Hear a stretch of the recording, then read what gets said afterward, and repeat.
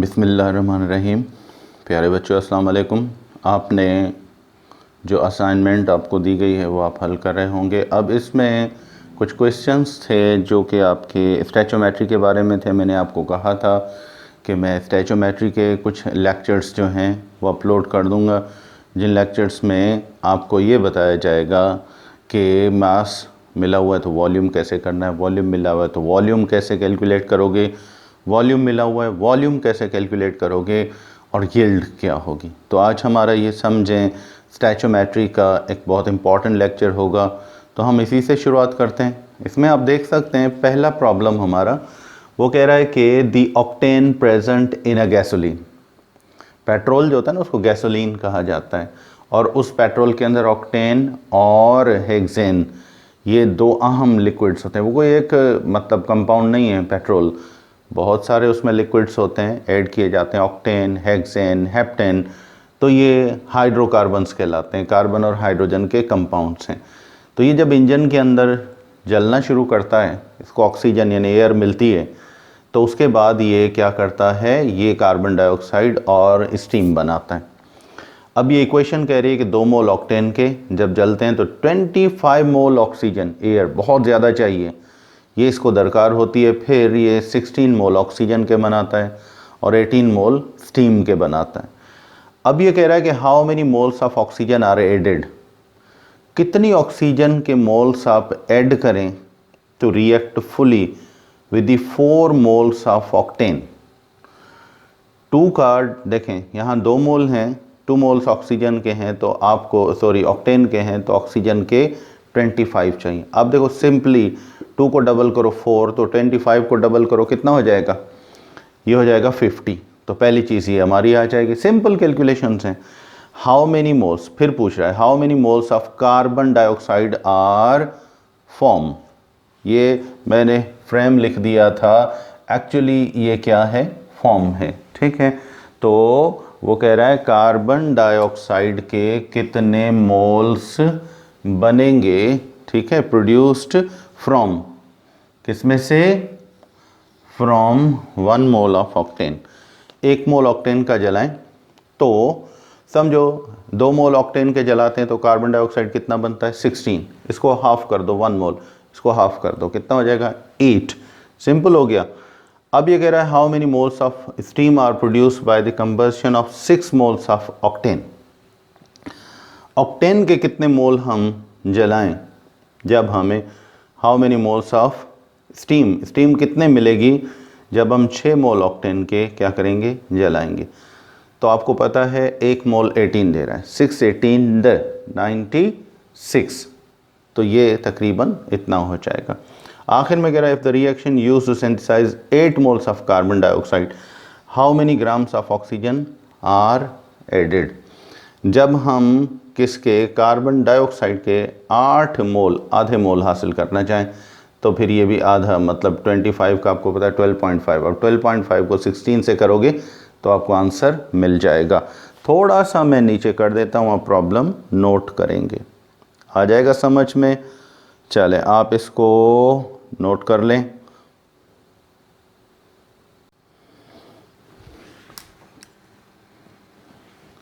तो बच्चों अब हम इसको क्वेश्चन को सॉल्व करते हैं। आप देख सकते हैं कि इक्वेशन के मुताबिक, अब एक एक आपको पॉइंट लिखा हुआ है आपके पास, आप उसको देखते जाएंगे। इक्वेशन के मुताबिक 2 मोल्स आप किसके उठाते हैं, ऑक्टेन के, तो फिर ये हमें कितने, मतलब ऑक्सीजन के मोल्स इसके लिए रिक्वायर्ड हैं, 25। तो अगर हम यहाँ 2 रखते हैं तो ये 25 है, मतलब 2 रखा, ये रेशो था। अब 2 को आपने डबल किया 4, तो इस रेशो को भी जैसे मैंने आपको बताया हुआ है क्या करोगे, डबल करोगे। तो बेटा 25 का डबल क्या होगा, 50। इसको आप रिलेशनशिप से करोगे, अकॉर्डिंग टू इक्वेशन लिखोगे 2 moles of octane are required 25 moles of oxygen, and if we take 4 तो क्रॉस मल्टीप्लाई, इसके साथ मल्टीप्लाई करो और डिवाइड किससे करोगे, 2 से। तो 2 मतलब डिवाइड करेगा 4 को 2 टाइम्स, 2 25 द 50, आसान सा हो गया। अब आते हैं सेकंड में ये कह रहा है कि अगर हम 1 मोल किसका उठाएं, ऑक्टेन का, 1 मोल ऑक्टेन का उठाएं तो फिर उसको हम कितने मतलब वाटर मॉलिक्यूल्स देंगे।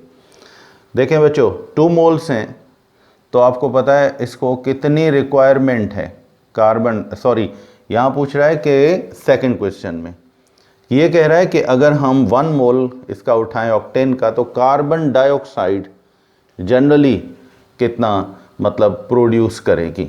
अब देखो ये कह रहा है 2 moles of octane produce 16 moles of carbon dioxide. अगर हमने इसके 2 मोल्स उठाए तो कार्बन डाइऑक्साइड कितने 16, इसको हाफ कर दिया 1 तो इसको भी हाफ करो कितना 8, वही लिखा है 2 moles of octane produce 16 moles of carbon dioxide, and if we take 1 mole of the octane then also this ratio will also become half, तो कितना बनेगा 8 moles। तो ये हो गया सेकंड हमारा क्वेश्चन, हमने हाफ मोल पे कार्बन डाइऑक्साइड भी हाफ मिलेगी। थर्ड में पूछ रहा था कि अगर 6 मोल ऑक्टेन के उठाओ तो फिर वाटर के कितने मोल्स बनेंगे। तो आप देखो यहाँ 2 मोल्स हैं तो वाटर कितना है 18 है। अब समझो ये 6 मतलब 3 टाइम्स इसको बढ़ा दिया तो 3 टाइम्स इसको बढ़ा 3 18 54 आ गया। तो हम फिर लिखेंगे 2 moles of octane produce 18 moles of water steam। if we take 6 moles then how much, इन दोनों को मल्टीप्लाई करो और इससे क्या करो डिवाइड। तो 18 को डिवाइड किया 2 से 9 6 9 54। यहाँ तक आ गया आपको समझ में। अब हम इसको हल करते हैं। इसमें कह रहा है कि अब लास्ट है जो if the reaction use to synthesize 8 moles of carbon dioxide, अगर रिएक्शन में 8 मोल कार्बन डाइऑक्साइड जो है वो प्रोड्यूस होती है, ये हाफ हो जाती है, तो फिर हमें उसके लिए ऑक्सीजन कितनी होगी। देखो 16 मोल कार्बन डाइऑक्साइड के प्रोड्यूस करने के लिए आपको पता है ऑक्सीजन कितनी है 25 है, तो इसको आपने कर दिया हाफ, 8 कर दिया तो 25 को भी क्या करोगे हाफ करोगे, कितना हो जाएगा 12.5। तो ये कह रहा है कितने ग्राम ऑक्सीजन, तो अब इन 12.5 को ऑक्सीजन का मास कितना है बेटा 32, मल्टीप्लाई करोगे 400 आ जाएगा। मैं ये आपको अभी लिख के दिखाता हूँ।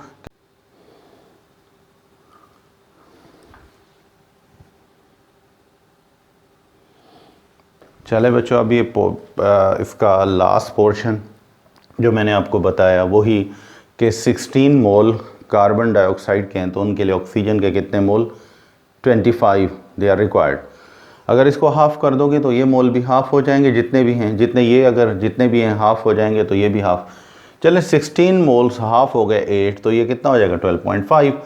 तो 12.5 मोल्स मिलेंगे, हमने उसको किस में कन्वर्ट करना है, हमने उसको ग्राम्स में चेंज करना है। वही चीज़ आपने यहाँ लिखी 16 moles of carbon dioxide are required, ठीक है, कितने 25 मोल्स ऑफ ऑक्सीजन, इनको 24 मोल्स चाहिए। तो अगर हम 8 मोल्स उठाएं तब इनको कितनी रिक्वायरमेंट होगी, ये हो जाएगी बेटा 25, ठीक है। तो 25 के मतलब जो आपको रिक्वायर्ड थे आपने मल्टीप्लाई किया, 16 को डिवाइड किया, इससे मल्टीप्लाई होंगे, इससे डिवाइड, तो आपका आंसर 8 to the 16 2 को डिवाइड किया 25 को 2 से 12.5 आ गया। अब देखो मोल तो आपको मिल गए 12.5, वो पूछ रहा है ग्राम्स कितने होंगे, तो 12.5 को उसके मॉलिक्यूलर मास यानी मोलर मास से मल्टीप्लाई किया तो कितना आ गया 400 ग्राम्स आ गया। इस तरह ये प्रॉब्लम आप सॉल्व कर। जी बच्चों अब ये एक और प्रॉब्लम नंबर 2, ये कह रहा है मिक्सचर है 2 लिक्विड्स का, एक हाइड्राजाइन N2H4 इसका फॉर्मूला है, डाइनाइट्रोजन, ठीक है, टेट्रा ऑक्साइड, ये हो गया। ये यूज़ किए जाते हैं फ्यूल इन रॉकेट्स, रॉकेट्स का ईंधन होता है, रॉकेट्स जो होते हैं इसी से चलते हैं। They produce N2 and water vapours, steam भी बनाते हैं, नाइट्रोजन गैस भी बनाते हैं जब इनका क्या होता है रिएक्शन होता है ऑक्सीजन के साथ। They produce N2 and water vapors. How many grams of N2 and water reacting 100 grams of N2H2? तो ये कितना मतलब नाइट्रोजन और वाटर मतलब जो है आपको रिएक्शन में दरकार होगी 100 ग्राम्स ऑफ N2H2, यानी जो हाइड्रोजाइन है इसके 100 ग्राम्स के साथ कितनी नाइट्रोजन और उसके बाद प्रोड्यूस करेगी और कितना स्टीम प्रोड्यूस करेगी जब आप कितने अमाउंट उठाओगे, 100 ग्राम हाइड्रासाइन के इसके उठाओगे। और अगर 200 ग्राम डाइनाइट्रोजन टेट्राऑक्साइड के उठाओ तब ये कितना प्रोड्यूस करेगी। तो हम पहले क्या करेंगे, इनको चेंज करेंगे नंबर ऑफ़ मोल्स में। डायरेक्ट भी कर सकते हो ग्राम मेथड से, यहाँ अमाउंट लिख लो, इसका 100 ग्राम हो जाएगा, इसका जनरली आप जो है 32 ग्राम्स, जितना भी मास 100 इसका हो गया 32 इसका हो जाएगा। तो ये आप रखेंगे, उससे ग्राम मेथड से भी कर सकते हैं, मोल मेथड से भी कर सकते हैं। तो हम इसको मोल मेथड से करते हैं। अगर आपको आना चाहे मतलब करना चाहें तो ग्राम्स नीचे लिख लें, डायरेक्ट भी कर सकते हैं, आपको इसमें कोई प्रॉब्लम। चलें, अब हमने डेटा निकाल ली, आपको मास मिला हुआ है, प्रॉब्लम लिखवाया था ना आपको, इसका हाइड्राजाइन का मास कितने ग्राम से 100 ग्राम, फिर डाइनाइट्रोजन टेट्राऑक्साइड का कितना है 200 ग्राम। पहला स्टेप ये करोगे, इनको चेंज करोगे नंबर ऑफ़ मोल्स में। तो आपने जब इनको नंबर ऑफ़ मोल्स में चेंज किया तो 100 ग्राम्स को इसका मोलर मास था 32, तो आंसर आया 3.12। फिर N2O4 का मतलब अमाउंट ग्राम्स में कितना था 200, मोलर मास है इसका 92, तो आपने कर लिया 2.17। अब आप जाएंगे इक्वेशन में, इक्वेशन भी डेटा में लास्ट में आपने लिखनी है। तो इक्वेशन आपको बता रही है, डेटा आपने नोट कर ली, ठीक है। अब इक्वेशन आपको बता रही है, मैं ऊपर वाला ये मिटा रहा हूँ, इक्वेशन आपको बता रही है कि इन केस आप इसके हाइड्राजाइन के 2 मोल्स उठाते हैं तो फिर आपको नाइट्रोजन के कितने मोल्स मिलते हैं 3, और इसके कितने मिलते हैं 4 मोल्स। तो अगर हम 2 मोल्स के बजाय 3.12 मोल्स उठाएं तब नाइट्रोजन कितनी बनेगी और ऑक्सीजन कितनी बनेगी। तो हमने अब इसका कैलकुलेशन, तो अब आप रिलेशन लिखेंगे, पहले रिलेशन किस, अब देखें इसमें हम इक्वेशन को देखेंगे, नाइट्रोजन का लिमिटिंग रिएजेंट भी हमें मिल जाएगा और नाइट्रोजन दोनों रिएक्टेंट पहला और दूसरा। इक्वेशन तो आपके पास है हाइड्राजाइन और नाइट्रोजन टेट्राऑक्साइड, इसमें से देखना है कम किसने दिया। अब जितनी चाहे अमाउंट अलग अलग भी ले सकते हैं लिमिटिंग के लिए, पर अब नहीं लेंगे, स्टैचोमेट्री के हिसाब से नहीं लेंगे, इक्वल करके ले लें या अलग अलग। तो फर्स्ट इक्वेशन बता रही है आपके पास लिखी हुई है 2 मोल मतलब 2 moles of hydrazine produce 3 moles of N2, equation में आपके पास मौजूद है। तो अगर आप 3.12 ग्राम्स आप मोल उठाते हैं हाइड्रोजाइन के तो कितना प्रोड्यूस करेंगे 4.68 मोल्स नाइट्रोजन। अब दूसरा देख लो, ये है डाइनाइट्रोजन टेट्राऑक्साइड, 1 मोल डाइनाइट्रोजन टेट्राऑक्साइड का प्रोड्यूस कर रहा है कितने 3 मोल्स नाइट्रोजन के। तो अगर हम 2.17 मोल्स उठाते हैं किसके डाइनाइट्रोजन टेट्राऑक्साइड के तो 6.51 बनाएगा। अब आप खुद बताएं कि पहले अमाउंट जो हमें मिली है वो कितनी है 4.68, कितनी है 4.68 मोल। नेक्स्ट हमें कितनी मिली है 6.51। तो आप खुद बताएं ज़्यादा अमाउंट किसने दी है डाइनाइट्रोजन टेट्राऑक्साइड ने, तो ये तो लिमिटिंग नहीं होगा। कम किसने दी है हाइड्राजाइन ने, तो हाइड्राजाइन यहाँ नाइट्रोजन का क्या है लिमिटिंग रिएजेंट है, तो इसने नाइट्रोजन कितनी दी है 4.68 ग्राम सॉरी मोल्स।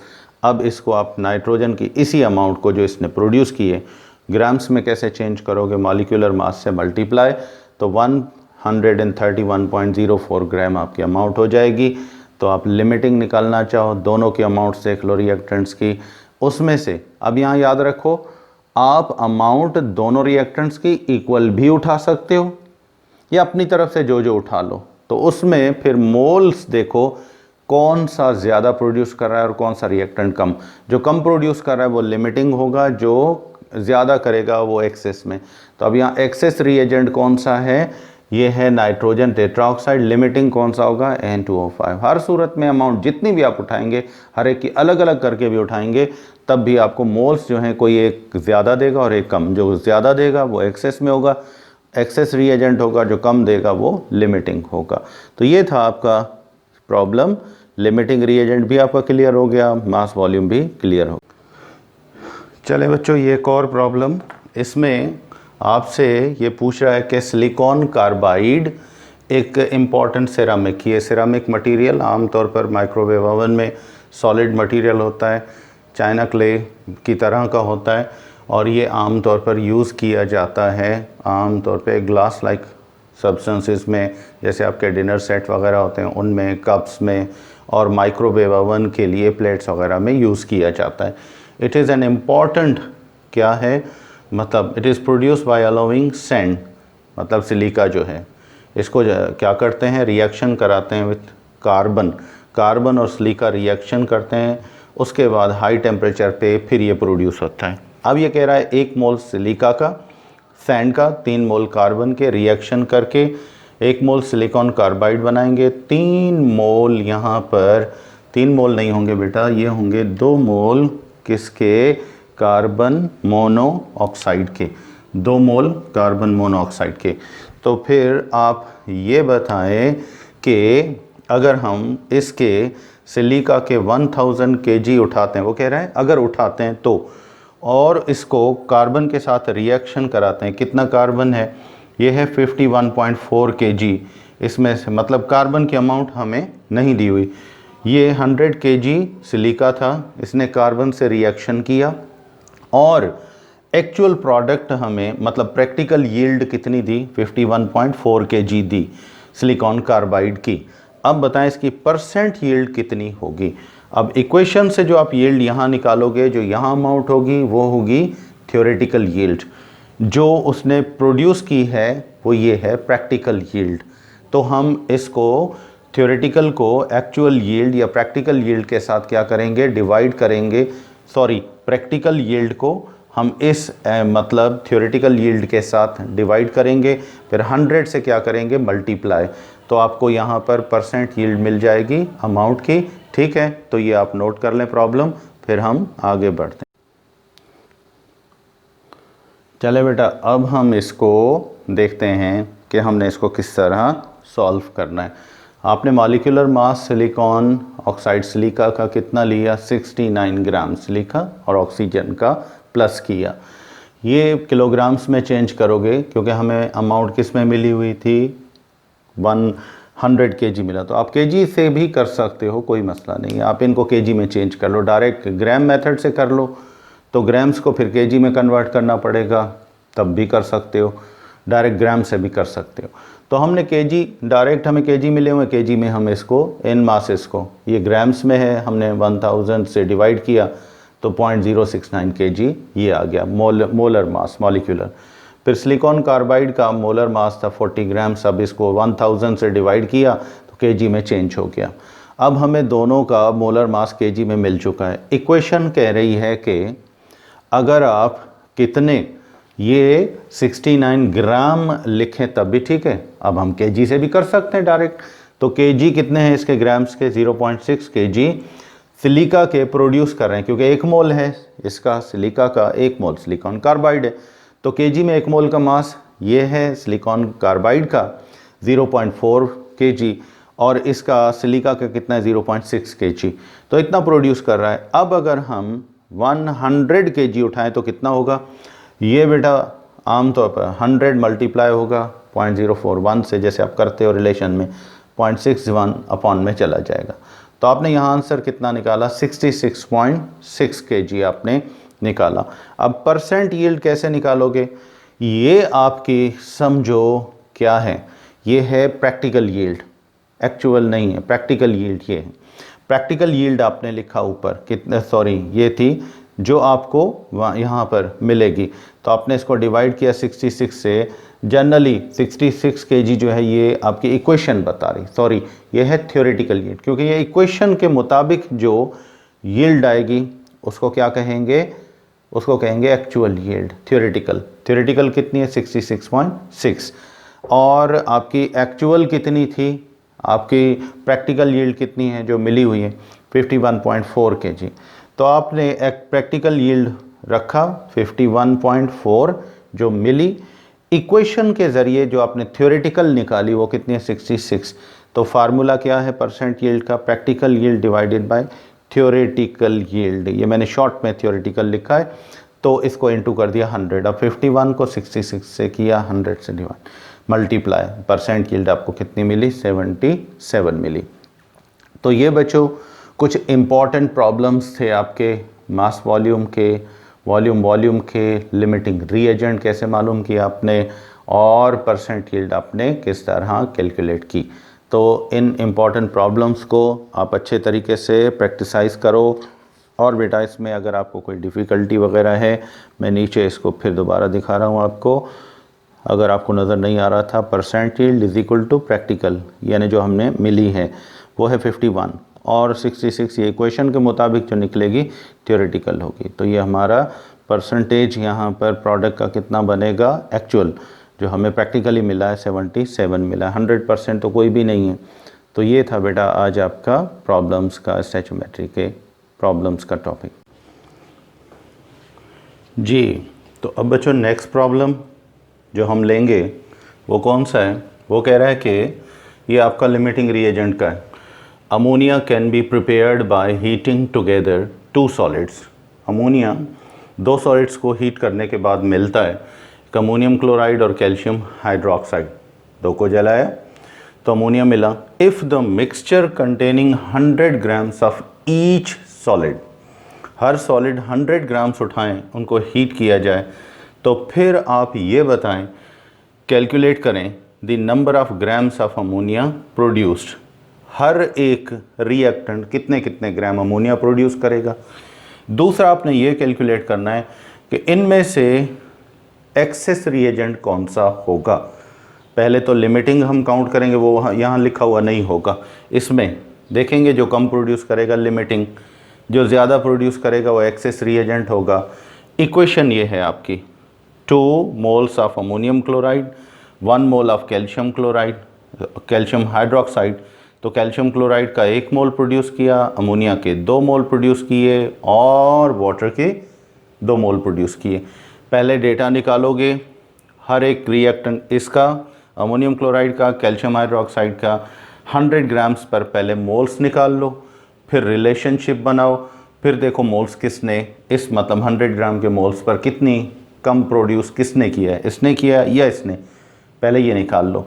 फिर उसको ग्राम्स में भी चेंज करो, और फिर उसका वॉल्यूम भी अगर निकालना चाहो, मैं यहाँ आपको कहूँगा वॉल्यूम भी कैलकुलेट करो। आपके सिंटेक्स में वॉल्यूम का भी कहा गया, मतलब जो लिमिटिंग रिएजेंट होगा उसका न सिर्फ मास निकालो, मास तो मिल जाएगा, बल्कि उसका वॉल्यूम भी निकालोगे। अमोनिया ग्राम्स में भी ली जा सकती है, वॉल्यूम में भी ले सकते हैं।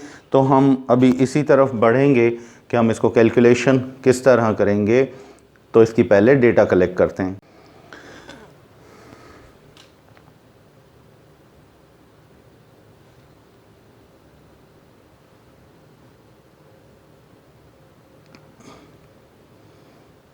चलें बच्चों, अब हम डेटा के बाद, डेटा में मैंने आपको बताया था सबसे पहले क्या करोगे, नंबर ऑफ़ मोल्स निकालो। 100 ग्राम अमोनियम क्लोराइड के उठाए, एटॉमिक इसका मॉलिक्यूलर मास था, मोलर मास था 53.5, डिवाइड किया, आंसर कितना है 1.87 मोल। फिर आपने कैल्शियम हाइड्रोक्साइड के उठाए 100 मोल, 74 से डिवाइड किया 1.34 मोल्स आपको मिल गए। अब इक्वेशन को देखते हैं, इक्वेशन कह रही है 2 मोल इसके उठाओ अमोनियम क्लोराइड के, तो 2 मोल ही आपको क्या मिलेगी, अमोनिया। तो हमने वही लिखा 2 moles of ammonium chloride produce 2 moles of ammonia. तो अब हम इसके कितने उठाएं, इन केस 1.87 मोल उठाएं तो उतना ही 1.87 मोल्स बनाएगा, ये दी अमोनियम क्लोराइड ने। अब फर्स्ट रिएक्टेंट अमोनियम क्लोराइड ने कितनी product the, 1.87 moles the first ने। अब देखते हैं सेकंड, सेकंड के 100 ग्राम उठाए, 74 से डिवाइड किया 1.35 मोल्स आए। इक्वेशन कह रही है कि इसका 1 मोल कैल्शियम क्लोराइड मतलब अमोनिया कितने प्रोड्यूस करेगा, 2 मोल, डबल। तो हमने वही लिखा 1 mole of calcium hydroxide produce 2 moles of ammonia. तो अब अगर आप 1.35 मोल्स उठाते हैं किसके, कैल्शियम हाइड्रोक्साइड के, तो ये डबल प्रोड्यूस करेगा 1.35 के।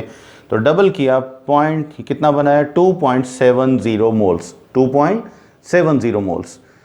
तो बच्चों फर्स्ट रिएक्टेंट ने अमाउंट दी 1.87, सेकंड ने दी 2.7। अब आप खुद बताएं किसने कम दी है, अमोनियम क्लोराइड ने। तो अब हम लिखेंगे अमोनियम क्लोराइड ने कम प्रोडक्ट दी है, ये इसका अमोनिया का क्या होगा, लिमिटिंग रिएजेंट। अब हम इसी अमाउंट को ग्राम्स में भी चेंज करेंगे और इसी अमाउंट को किस में, मोल्स में भी चेंज करेंगे। तो ये आप नोट करें, फिर हम इसको ग्राम्स और मोल्स में चेंज। जी तो बच्चों अब क्या करोगे, जो मतलब लिमिटिंग रिएजेंट था कौन सा था हमारा, अमोनियम क्लोराइड, उसने अमोनिया कितनी दी 1.87 इंटू 17 आपने कर दिया तो 31.17 ग्राम्स आ गया। अब इसका मास अगर निकालोगे तो अमोनिया से मल्टीप्लाई करोगे मॉलिक्यूलर मास से तो 31.179 ग्राम्स मिला, और अगर इसका वॉल्यूम निकालना चाहो तो 22.4 dm³ से आपने इसको मल्टीप्लाई किया तो आपको आंसर मिला 42.88 dm³। तो इस तरह आप यहाँ कह सकते हैं कि जो अमोनियम क्लोराइड था वो तो रहा लिमिटिंग रिएजेंट इसका, और जो रिएजेंट इन एक्सेस था वो कौन सा था, कैल्शियम हाइड्रोक्साइड। अब आप क्या करेंगे, लास्ट में आप अगर करना चाहें तो भाई एक्सेस में अमाउंट कितनी थी, तो 1.87 मोल्स आप देखो कैल्शियम हाइड्रोक्साइड की अगर उठाओ, इसके 1.87 पे इतनी अमोनिया मिली। अब 1.87 मोल कैल्शियम हाइड्रोक्साइड उठाओ, उस पर भी अमोनिया की अमाउंट निकालो इसी तरीके से मोलर मास से मल्टीप्लाई करके, तो जितनी अमोनिया बन जाए उसको आप क्या कहोगे, वो जनरली तो इसके इक्वल हो जाएगी।